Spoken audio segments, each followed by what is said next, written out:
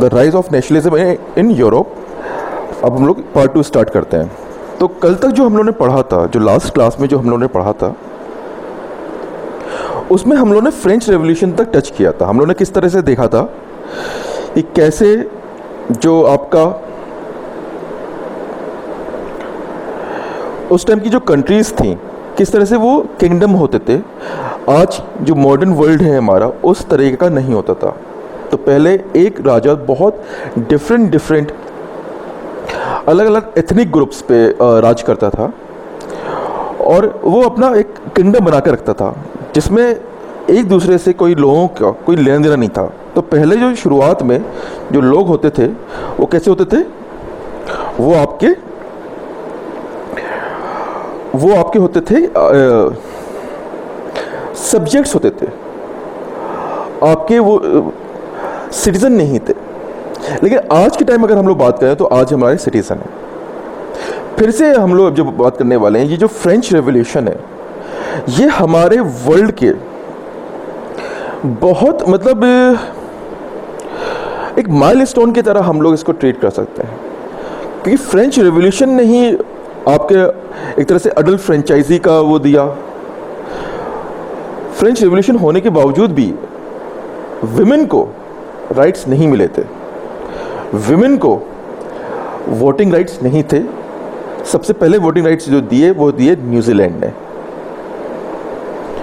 लेकिन French revolution एक start था कि जो उस टाइम का जो दुनिया थी उसको चेंज करने के लिए, इसीलिए उसे हम लोग रेवोल्यूशन बोलते हैं, चेंज करने के लिए। The first clear expression of nationalism came with the French Revolution in 1789. France, as you would remember, was a full-fledged territorial state in 1789 under the rule of an absolute monarch. 1789 तक जो France था वो एकदम absolute monarchy थी। तो मतलब जो राजा जो चाहता था वो कर सकता था, वो किसी के लिए आंसरेबल नहीं था। अगर हम लोग इसका मिरर इमेज लें, हम लोग यूके की बात करें, तो यूनाइटेड किंगडम में क्या हुआ था, इंग्लैंड में बेसिकली क्या हुआ था, वहाँ पर सिविल वॉर हो गया था। तो करीबन 1600 में वहाँ पर फिर कॉन्स्टिट्यूशनल मोनार्की आई थी। कॉन्स्टिट्यूशनल मोनार्की का मतलब क्या होता है, जैसे अगर हम लोग इंडिया की बात करें तो इंडिया में हमारे यहाँ पर प्राइम मिनिस्टर सबसे टॉप पोजीशन पर होता है, प्रेसिडेंट नॉमिनल हेड होता है। मतलब हम लोग सिर्फ बोलते हैं कि प्रेसिडेंट टॉप पर है, लेकिन हकीकत में प्राइम मिनिस्टर के पास सारी रियल पावर होती है। मोर एप्रोप्रिएट, पार्लियामेंट के पास सबसे ज्यादा पावर होती है। वैसे इंग्लैंड में होता है, इंग्लैंड में जो किंग होता है वो नॉमिनल होता है, जो रियल पावर होती है वो होती है प्राइम मिनिस्टर के पास। तो वो कॉन्स्टिट्यूशनल मोनार्की हो गया था इंग्लैंड कब, 1600 पे, जब वहां पर सिविल वॉर हुआ था।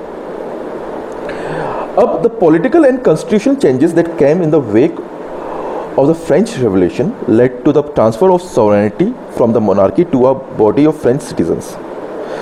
The revolution proclaimed that it was the people who would henceforth constitute the nation and shape its destiny.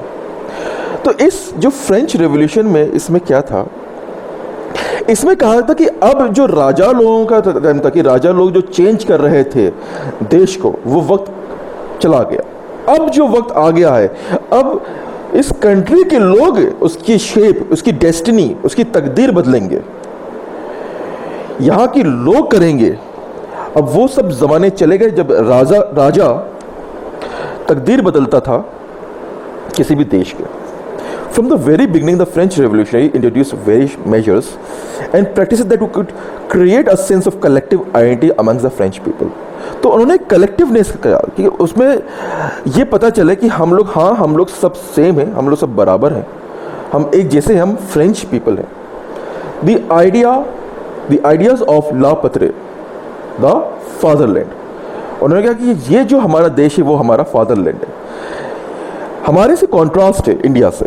India में हम लोग मदरलैंड बोलते हैं, वही फ्रांस में वो लोग फादरलैंड बोलते हैं, जर्मनी में भी फादरलैंड बोलते हैं।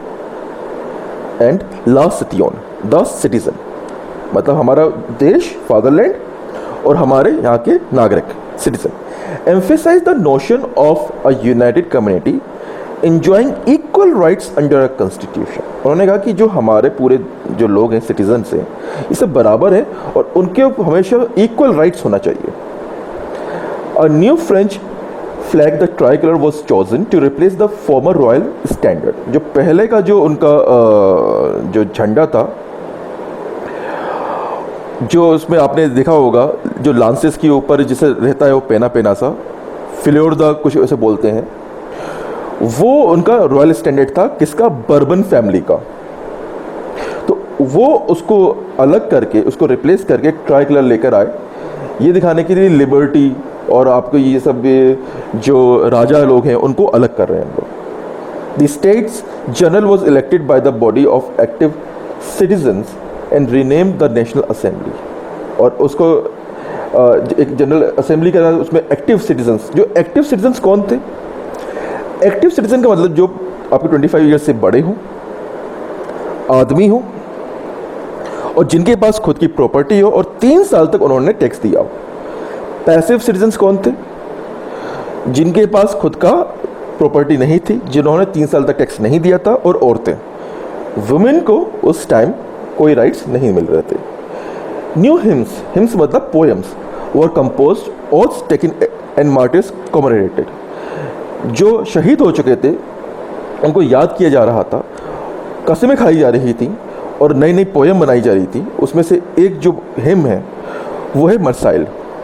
ये जो मरसाइल है यही फिर आगे चलकर उनका नेशनल एंथम बना। जैसे हमारे यहाँ पर जन गण मन होता है, वो हमारा नेशनल एंथम है, उसी स्टाइल में फ्रेंच लोगों का मरसाइल है। A centralized administrative system was put in place and it formulated uniform laws for all its citizens within its territory। क्या हुआ? एक सेंट्रलाइज्ड एडमिनिस्ट्रेटिव सिस्टम बनाया गया जिसमें यूनिफॉर्म लॉज लाए गए। क्योंकि उससे पहले क्या था कि जो नोबल्स थे, जो क्लर्जी थे, वो इन रूल से ये ऊपर थे, वो लॉज के अंडर नहीं आते थे। जैसे मैंने आपको बताया कि उस टाइम किंग के पास इतनी ज़्यादा पावर थी कि उसको ऐसे माना जाता था कि वो भगवान का रूप है और उसको जो करना है वो कर सकता था। अगर मान लीजिए उसे किसी का कत्ल करना है वो कत्ल कर सकता है, उसको किसी की ज़मीन जब्त करनी तो जब्त कर सकता है, वो कुछ भी कर सकता है। राजा ट्रेमेंडस पावर थे। Internal customs duties and dues were abolished and a uniform system of weights and measures were adopted। ये जो मैंने जो लाइन पढ़ी ये तो बहुत ज़्यादा इम्पोर्टेंट है। पहले क्या होता था कि एक सिटी से आप दूसरी सिटी ही जा रहे हैं, जैसे अगर आप मान लीजिए पेरिस से आप नीस जा रहे हो तो आपके जाने कितने सारे वहाँ पर टोल टैक्स लग जाते थे। और सबसे जो बुरी बात थी वहाँ पर वो ये थी, ना ही टाइम कोई यूनिफॉर्म था, ना ही वेट यूनिफॉर्म था, ना ही लेंथ कोई यूनिफॉर्म था। मतलब कहीं पर सेंटीमीटर चल रहा है, कहीं मीटर चल रहा है, कहीं पर राजा का हाथ से नाप रहे हैं। अब मान लीजिए कोई राजा है, चलिए मान लीजिए अगर सिटी से सिटी की बात करें, जो कैंटोन है, जो वहाँ का लॉर्ड है, अब लॉर्ड का किसी का हाथ छोटा सा है, किसी का हाथ बहुत बड़ा है, तो अब आप कंफ्यूज हो जाओगे ना कि कितना लेंथ लेना है। और अगर मान लीजिए हर जगह करेंसी डिफरेंट चल रही होगी तो आपके लिए बिजनेस करना कितना डिफिकल्ट हो जाएगा। और मान लीजिए आप इतने अगर टोल टैक्स देंगे एक सिटी से दूसरी सिटी में जाने में, तो आपका मान लीजिए आपने 100 रुपीज़ की कोई चीज़ बनाई तो वो तो 800 रुपये तक चली जाएगी। इसीलिए जो आपका जो मिडिल एज है और ये इवन जो रेनेसांस वाला जो एज है ये बहुत एक्सपेंसिव था। उस टाइम गरीबी बहुत ज़्यादा थी, पॉवर्टी बहुत ज़्यादा थी, क्योंकि बहुत ही कम लोग थे जिनके पास पैसा था। पैसा ज़्यादातर आपके नोबल्स के पास ही रहता था, उसके अलावा क्लर्जी के पास रहता था। जो नॉर्मल पीपल थे उनके पास बहुत कम पैसा रहता था। इवन जो डॉक्टर्स होते थे, जो लॉयर्स होते थे, वो लोग भी उतना ज़्यादा इंजॉय नहीं कर पाते थे क्योंकि उन लोगों को हाई टैक्स देना पड़ता था। और जो मैक्सिमम जो पॉपुलेशन थी मिडिवल एज में और ये यहाँ तक, वो फार्मर्स की थी। और फार्मर्स तो बहुत अच्छे तरीके से टैक्स देते थे, जिसके वजह से वो हमेशा हमेशा ही मुफलिस और पॉवर्टी में ही रहे हैं। Regional dialects were discouraged and French as it was spoken and written in Paris became the common language of the nation. वहाँ पर उन लोगों ने डाइवर्सिटी को थोड़ा सा निगलेक्ट किया। अब जैसे हम लोग अगर इसी को कॉन्ट्रास्ट भी हम लोग इंडिया से हम लोग कंपेयर करें तो इंडिया में बहुत ज़्यादा डाइवर्सिटी है। हम लोग एक एक रीजनल डायलेक्ट पर हम लोग बहुत ज़्यादा घमंड करते हैं, प्राउड फील करते हैं। हमारे यहाँ मतलब स्कोर्स ऑफ लैंग्वेज बोली जाती है, 22 लैंग्वेजेस तो हमारे करेंसी नोट पे ही है। और आप सोचिए हमारे कितने डिफरेंट, भोजपुरी होती है, हिंदी ही जाने कितने टाइप की होती हैं। तो वैसे ही यहाँ पर जो फ्रांस में फ्रेंच बोली जाती थी, तो जो डिफरेंट जो डायलेक्ट थे उनको डिस्करेज कर रहे थे। वो ये चाह रहे थे कि पूरा सब लोग फ्रेंच वैसे ही बोले जैसे पेरिस में बोली जाती है। The revolutionaries further declared that it was the mission and the destiny of the French nation to liberate the peoples of Europe from despotism, in other words, to help other peoples of Europe to become nations. सबसे पहले ये जो word नया आया है despotism, ये क्या है? जैसे हम लोगों ने इससे पहले एक वर्ड देखा था यूटोपिया या यूटोपियन। तो यूटोपिया क्या थी? यूटोपिया थी आपकी वो एक आइडियल कंट्री या आइडियल कंडीशन, जन्नत, हेवन की मतलब सब लोग खुश हैं, सब ये है। वैसे होता है एक डिस्टोपिया होता है। डिस्टोपिया का मतलब क्या होता है कि वो कोई जहन्नुम बन गई जिंदगी। तो ये उसी से ये वर्ड बना है डेस्पोटिज्म। डेस्पोटिज्म का मतलब क्या होता है कि मुफलिस में रह रहे हैं लोग, जो इतनी गरीबी में रहते हैं, इतनी परेशानी में रह रहे हैं, तो उसको इनको लिबरेट करना है। तो इन लोगों ने अपने आप का, उन्होंने कहा कि फ्रेंच लोगों की डेस्टिनी है, ये हमारी मंजिल है।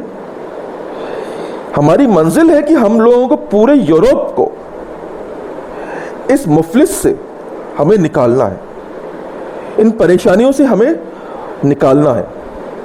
In other words to help other peoples of Europe to become nations. उन्होंने किया था। फिर अब आगे चल के पढ़ेंगे जब, तो फ्रेंच रेवोल्यूशन हुआ, उसके बाद फिर से मोनार्की आ गई थी, फिर वहाँ पर रेवोल्यूशन हुआ, फिर आपके नेपोलियन आए और नेपोलियन ने फिर बहुत ज़्यादा फ्रेंच वॉर स्टार्ट कर दिए थे और उन्होंने डिफरेंट कंट्री पे कब्जा किया था। और उनका कहना था कि एक बार मैं जब पूरा कब्जा कर लूँगा तो मैं सब जगह में लिबरेट कर दूँगा। तो ये फ्रेंच लोगों का उन्होंने अपने आप को ये सोचा कि इनकी डेस्टिनी है कि हमको सबको बचाना है, लिबरेट करना है। When the news of the events in France reached in the different cities of Europe, students and other members of educated middle classes began setting up Jacobin clubs. Their activities and campaigns prepared the way for the French armies, which moved into Holland, Belgium, Switzerland, and much of Italy in the 1790s. Different secret societies बनने लगी, secret clubs बनने लगे, जिस पर लोग जाते थे और डिस्कस करते थे कि future of the country. Jacobin club बनने के बाद उसी से प्रेरित होकर, इन्फ्लुएंस होकर हॉलैंड में मतलब नीदरलैंड, बेल्जियम, स्विट्जरलैंड और इटली में ये से क्लब्स बनने लगे। With the outbreak of the revolutionary wars, the French army begins to carry the idea of nationalism abroad.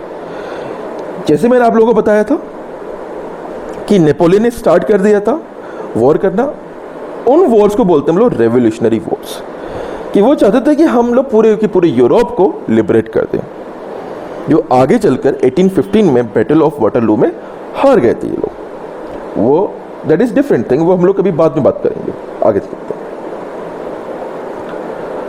अब अगर हम लोग इस मैप को देखें, देखिए ये अगर मैप देखा जाए तो देखिए सबसे पहले अगर आप ये ऑरेंज कलर देख पा रहे हैं, ये Ireland, Scotland, Great Britain, Wales और इंग्लैंड, ये पूरा था यूनाइटेड किंगडम। नीचे आइए, ये आप फ्रांस देख रहे हैं, ये फ्रेंच किंगडम था आपका।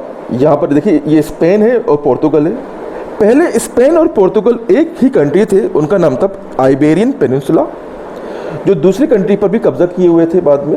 जैसे फ्रांस ने अल्जीरिया पे कब्जा कर लिया था, आगे देखिए, जैसे ये आप देख रहे हैं, ये सर्दिनिया बाद में ये टू किंगडम ऑफ सिसिलीज, ये सब मिलकर, आगे रोम है, ये जो आपको दिख रहे हैं, ये सब मिलकर इटली बना। आपका ये स्विट्जरलैंड देखिए, ये ऑस्ट्रियन एम्पायर आप जो देख रहे हैं, ऑस्ट्रिया हंगरी एम्पायर, इसमें आप ये देख सकते हैं कि ये जो हंगरी है उस पर पूरा इनका कब्जा था, ऑस्ट्रिया का। जो बवेरिया आप देख रहे हैं, ये बाद में ये जर्मनी बना। पुरेशिया ये ईस्ट जर्मनी है, बाद में इसका जो आप ये देख रहे हैं, मैं इससे ये जो एरो ले जा रहा हूं, एरो के लेफ्ट में ये जर्मनी में गया और एरो के राइट में जो अभी मॉडर्न पोलैंड है उसमें गया।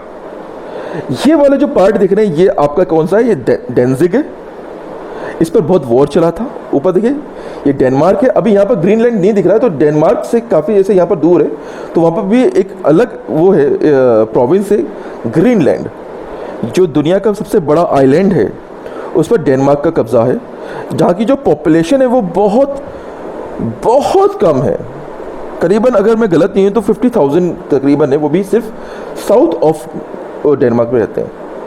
आप देखिए पहले नॉर्वे स्वीडन एक ही थे, बाद में अलग अलग हो गए। अब आप यहाँ देखिए रशियन एम्पायर, ये रशियन एम्पायर कितना बड़ा आपको दिख रहा है, राइट। इसमें जाने कितनी, कम से कम जब ये टूटा था, जब ये बाद में जब यूएसएसआर बना था, यूएसएसआर टूटा था, तो 15 कंट्रीज टूटी थी इससे।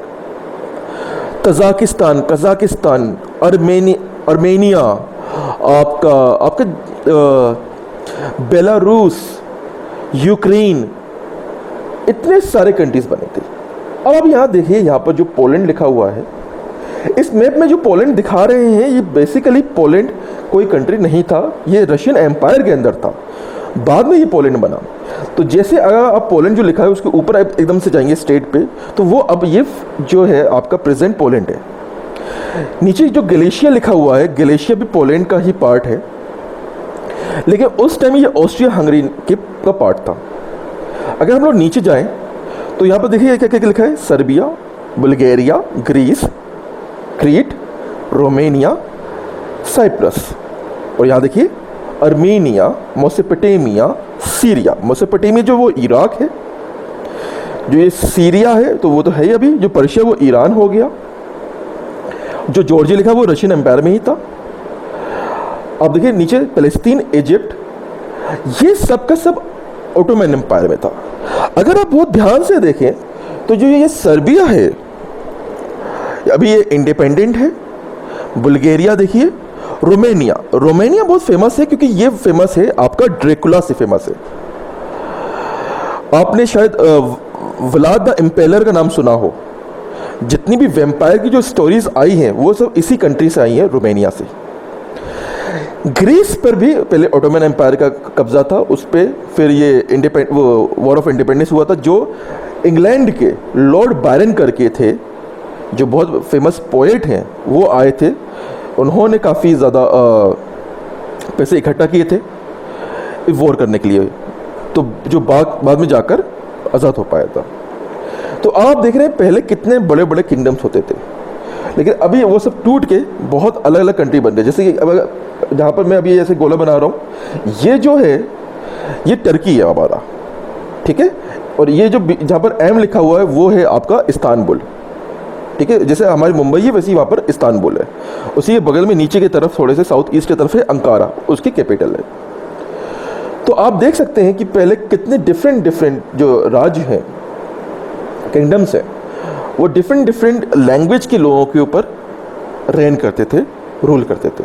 जैसे पुरेशिया भी आप जो देख रहे हैं वो तो अब तो एग्जिस्ट ही नहीं करता, क्योंकि इसका जो वेस्ट पुरेशिया है और जो बवेरिया है, इसको मिलकर ही आपका बन के क्या ये बन गया जर्मनी।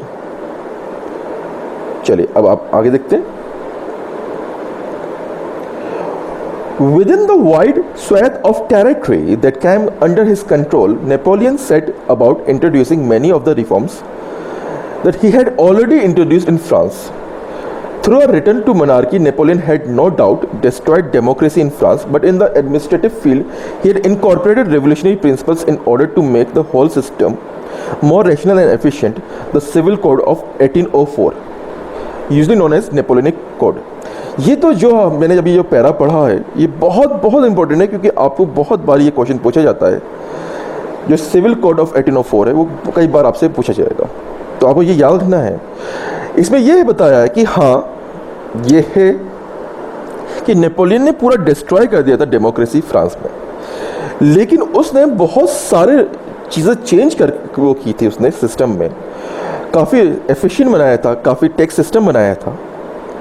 और यहाँ पर आप जो देख रहे हैं ये आपका figure 3 Europe after the Congress of Vienna. ये कांग्रेस ऑफ वियना जो 1815 में हुआ, ये रेवोल्यूशनरी वॉर ख़त्म होने के बाद, जो बैटल ऑफ वाटरलू है वो ख़त्म होने के बाद ये वियना में हुआ। और वहाँ पर ये डिसाइड किया गया था कि किस तरह से वहाँ पर डिसाइड हुआ था कि फ्रांस की बॉर्डर बना दी जाए, कि फ्यूचर में फ्रांस आगे ना बढ़े। आगे देखिए,